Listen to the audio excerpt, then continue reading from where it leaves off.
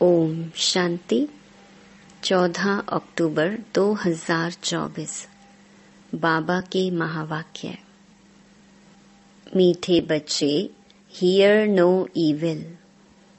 यहाँ तुम सत्संग में बैठे हो, तुम्हें मायावी कुसंग में नहीं जाना है।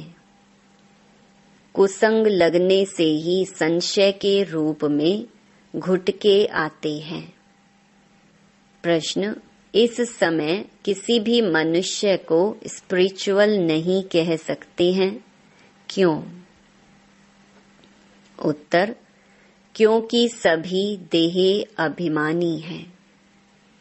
देह अभिमान वाले स्पिरिचुअल कैसे कहला सकते हैं? स्पिरिचुअल फादर तो एक ही निराकार बाप है, जो तुम्हें भी देही अभिमानी बनने की शिक्षा देते हैं। सुप्रीम का टाइटल भी एक बाप को ही दे सकते हैं। बाप के सिवाय सुप्रीम कोई भी कहला नहीं सकते। ओम शांति। बच्चे जब यहाँ बैठते हो तो जानते हो बाबा हमारा बाबा भी है, टीचर भी है और सतगुरु भी है। तीन की दरकार रहती है, पहले बाप, फिर पढ़ाने वाला टीचर और फिर पिछाड़ी में गुरु। यहाँ याद भी ऐसे करना है क्योंकि नई बात है ना। बेहद का बाप भी है, बेहद का माना सबका। यहाँ जो भी आएंगे कहेंगे यह स्मृति में लाओ। इसमें किसको संशय हो तो हाथ उठाओ। यह वंडरफुल बात है ना। जन्म जन्मांतर कभी ऐसा कोई मिला होगा जिसको तुम बाप, टीचर, सतगुरु समझो, सो भी सुप्रीम। बेहद का बाप, बेहद का टीचर, बेहद का सतगुरु, ऐसा कभी कोई मिला? सिवाय इस पुरुषोत्तम संगम युग के कभी मिल ना सके। इसमें कोई को संशय हो तो हाथ उठावे। यहाँ सब निश्चय बुद्धि होकर बैठे हैं। मुख्य है ही यह तीन। बेहद का बाप नॉलेज भी बेहद की देते हैं। बेहद की नॉलेज तो यह एक ही है। हद की नॉलेज तो तुम अनेक पढ़ते आए हो। कोई वकील बनते हैं, कोई सर्जन बनते हैं, क्योंकि यहाँ तो डॉक्टर, जज, वकील आदि सब चाहिए ना। वहाँ तो दरकार नहीं, वहाँ दुख की कोई बात ही नहीं। तो अब बाप बैठ बेहद की शिक्षा बच्चों को देते हैं। बेहद का बाप ही बेहद की शिक्षा देते हैं। फिर आधा कल्प कोई शिक्षा तुमको पढ़ने की नहीं है। एक ही बार शिक्षा मिलती है जो 21 जन्मों के लिए फलीभूत होती है, अर्थात उनका फल मिलता है। वहाँ तो डॉक्टर, बैरिस्टर, जज आदि होते नहीं। यह तो निश्चय है ना, बरोबर ऐसे है ना। वहाँ दुख होता नहीं, कर्म भोग होता नहीं। बाप कर्मों की गति बैठ समझाते हैं। वह गीता सुनाने वाले क्या ऐसे सुनाते हैं? बाप कहते हैं, मैं तुम बच्चों को राजयोग सिखाता हूँ। उसमें तो लिख दिया है श्री कृष्ण भगवानुवाच। परंतु वह है दैवी गुणों वाला मनुष्य। शिव बाबा तो कोई नाम धरते नहीं, उनका दूसरा कोई नाम नहीं। बाप कहते हैं, मैं यह शरीर लोन लेता हूँ। यह शरीर रूपी मकान हमारा नहीं है, यह भी मकान इनका है।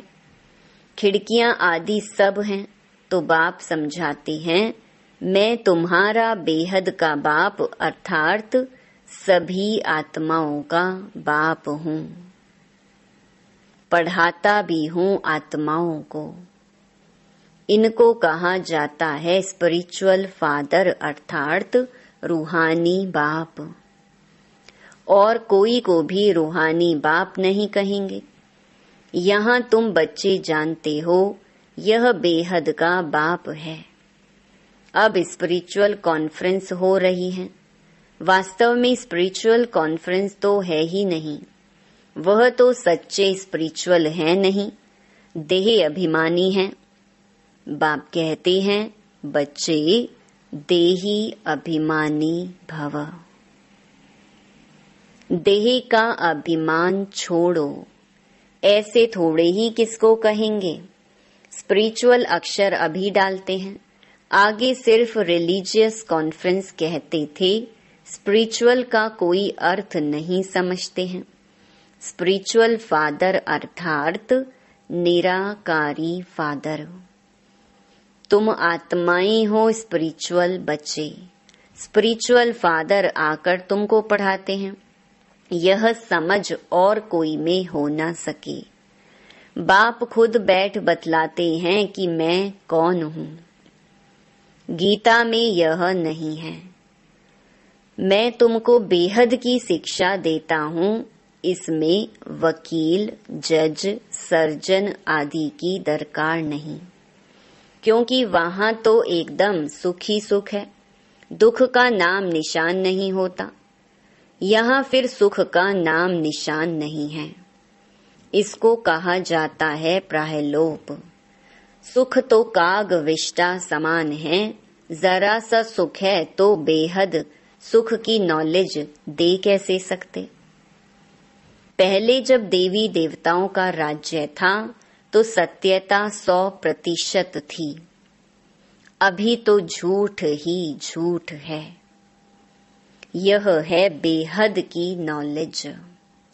तुम जानते हो यह मनुष्य सृष्टि रूपी झाड़ है, जिसका बीज रूप मैं हूँ। उनमें झाड़ की सारी नॉलेज है। मनुष्यों को यह नॉलेज नहीं है। मैं चैतन्य बीज रूप हूँ। मुझे कहते ही हैं ज्ञान का सागर। ज्ञान से सेकंड में गति सदगति होती है। मैं हूँ सबका बाप। मुझे पहचानने से तुम बच्चों को वर्षा मिल जाता है, परंतु राजधानी है ना। स्वर्ग में भी मर्तबे तो नंबरवार बहुत हैं। बाप एक ही पढ़ाई पढ़ाते हैं, पढ़ने वाले तो नंबरवार ही होते हैं। इसमें फिर और कोई पढ़ाई की दरकार नहीं रहती। वहाँ कोई बीमार होता नहीं। पाई पैसे की कमाई के लिए पढ़ाई नहीं पढ़ते। तुम यहाँ से बेहद का वर्षा ले जाते हो, वहाँ यह मालूम नहीं पड़ेगा कि यह पद हमको कोई ने दिलाया है। यह तुम अभी समझते हो। हद की नॉलेज तो तुम पढ़ते आए हो। अब बेहद की नॉलेज पढ़ाने वाले को देख लिया, जान लिया। जानते हो बाप बाप भी है, टीचर भी है, आकर हमको पढ़ाते हैं। सुप्रीम टीचर है, राजयोग सिखलाते हैं। सच्चा सतगुरु भी है। यह है बेहद का राजयोग। वह बैरिस्ट्री, डॉक्टरी ही सिखलाएंगे, क्योंकि यह दुनिया ही दुख की है। वह सब है हद की पढ़ाई। यह है बेहद की पढ़ाई। बाप तुमको बेहद की पढ़ाई पढ़ाते हैं। यह भी जानते हो यह बाप टीचर सतगुरु कल्प कल्प आते हैं, फिर यही पढ़ाई पढ़ाते हैं सतयुग त्रेता के लिए। फिर प्रायलोप हो जाता है। सुख की प्रालब्ध पूरी हो जाती है ड्रामा अनुसार।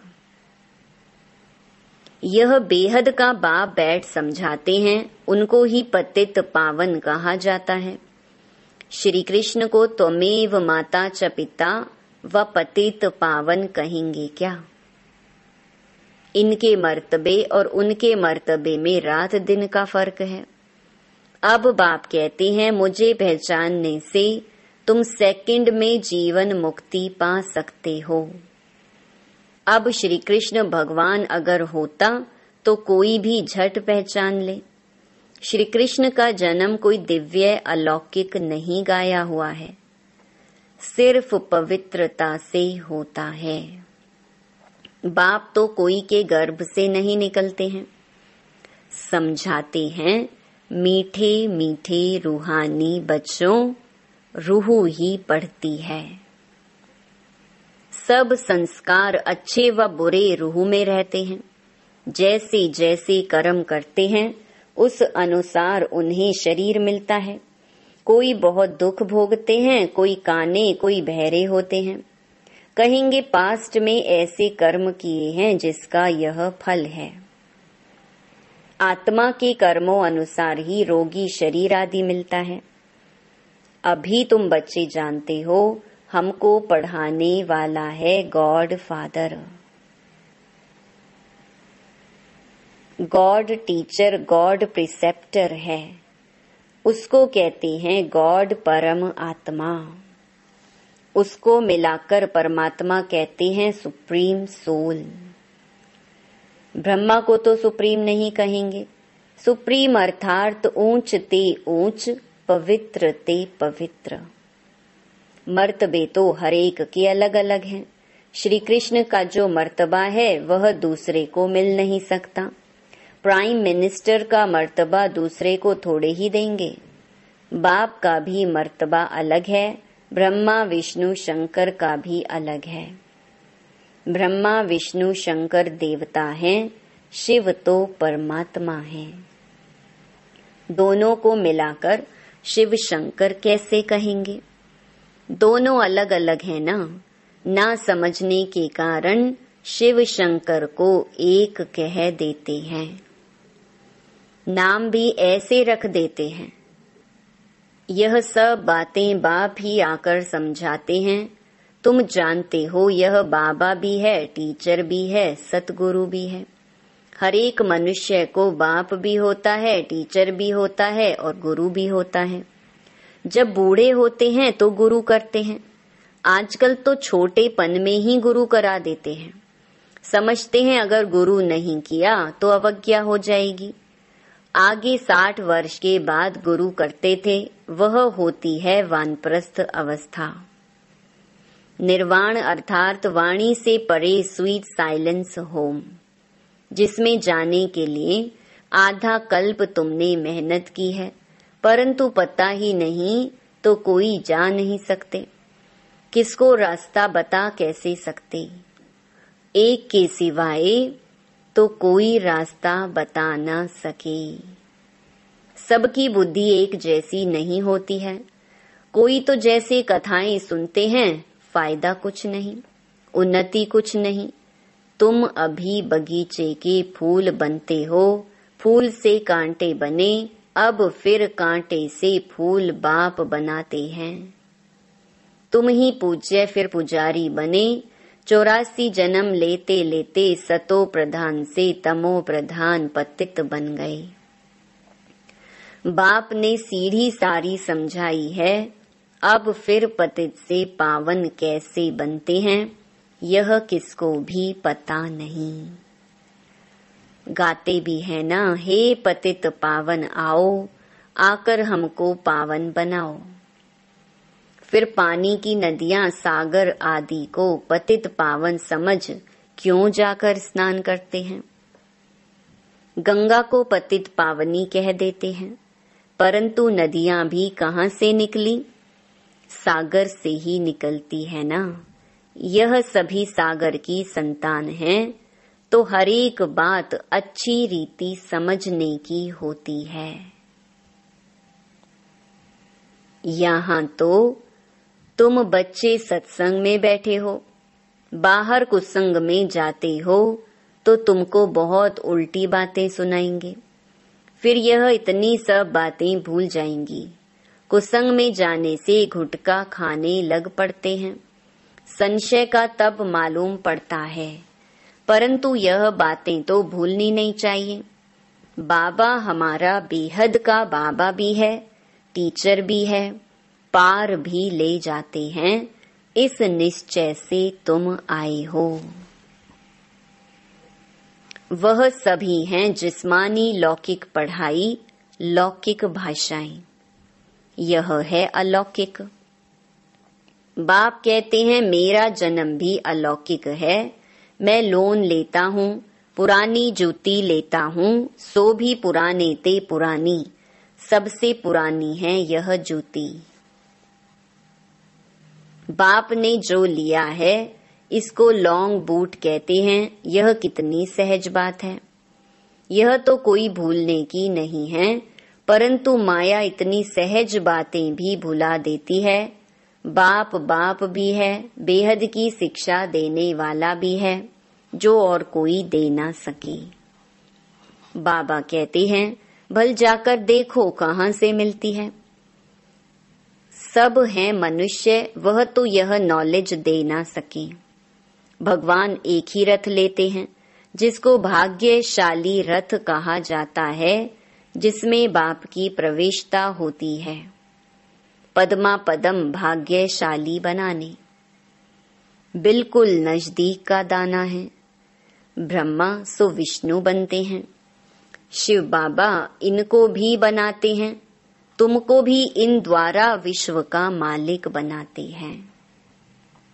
विष्णुपुरी की स्थापना होती है, इसको कहा जाता है राजयोग। राजाई स्थापन करने लिए अभी यहाँ सुन तो सब रहे हैं, परंतु बाबा जानते हैं बहुतों के कानों से बह जाता है। कोई धारण कर और सुना सकते हैं, उनको कहा जाता है महारथी। सुनकर फिर धारण करते हैं, औरों को भी रुचि से समझाते हैं। महारथी समझाने वाला होगा तो झट समझेंगे। घोड़े सवार से कम, प्यादे से और भी कम। यह तो बाप जानते हैं कौन महारथी हैं, कौन घोड़े सवार हैं। अब इसमें मूंझने की तो बात ही नहीं, परंतु बाबा देखते रहते हैं बच्चे मूंझते हैं, फिर झुटके खाते रहते हैं, आंखें बंद कर बैठते हैं। कमाई में कभी घुटका आता है क्या? झुटका खाते रहेंगे तो फिर धारणा कैसे होगी? उबासी से बाबा समझ जाते हैं यह थका हुआ है। कमाई में कभी थकावट नहीं होती, उबासी है उदासी की निशानी। कोई ना कोई बात के घुटके अंदर खाते रहने वालों को उबासी बहुत आती है। अभी तुम बाप के घर में बैठे हो तो परिवार भी है, टीचर भी बनते हैं, गुरु भी बनते हैं, रास्ता बताने के लिए। मास्टर गुरु कहा जाता है, तो अब बाप का राइट हैंड बनना चाहिए ना, जो बहुतों का कल्याण कर सकते हैं।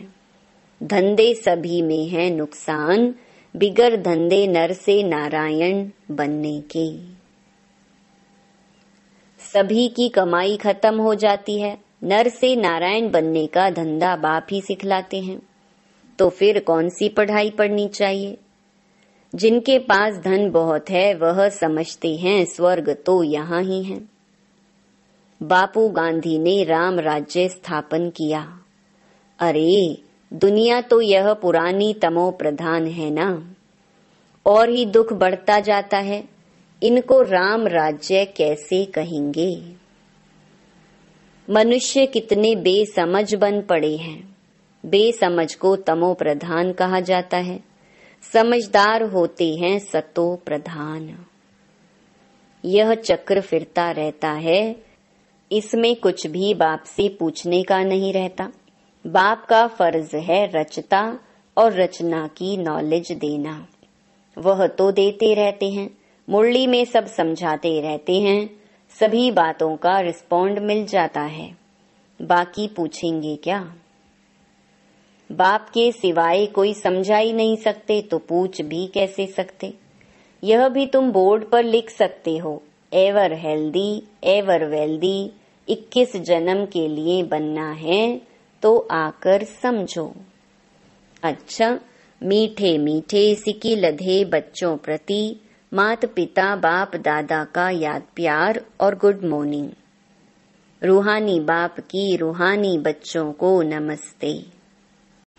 धारणा के लिए मुख्य सार। पहला, बाप जो सुनाते हैं उसे सुनकर अच्छी तरह धारण करना है। दूसरों को रुचि से सुनाना है। एक कान से सुन दूसरे से निकालना नहीं है।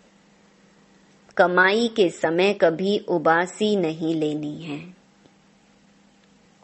दूसरा, बाबा का राइट हैंड बन बहुतों का कल्याण करना है।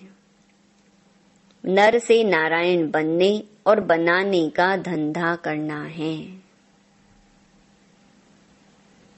वरदान, किसी के व्यर्थ समाचार को सुनकर इंटरेस्ट बढ़ाने के बजाय फुल स्टॉप लगाने वाले परमत से मुक्त भवा। कई बच्चे चलते चलते श्रीमत के साथ आत्माओं की परमत मिक्स कर देते हैं। जब कोई ब्राह्मण संसार का समाचार सुनाता है तो उसे बहुत इंटरेस्ट से सुनते हैं। कर कुछ नहीं सकते और सुन लेते हैं, तो वह समाचार बुद्धि में चला जाता, फिर टाइम वेस्ट होता। इसलिए बाप की आज्ञा है, सुनते हुए भी नहीं सुनो। अगर कोई सुना भी दे तो आप फुल स्टॉप लगाओ। जिस व्यक्ति का सुना उसके प्रति दृष्टि व संकल्प में भी घृणा भाव नहीं हो, तब कहेंगे परमत से मुक्त। स्लोगन, जिनकी दिल विशाल है उनके स्वप्न में भी हद के संस्कार इमर्ज नहीं हो सकते। ओम शांति।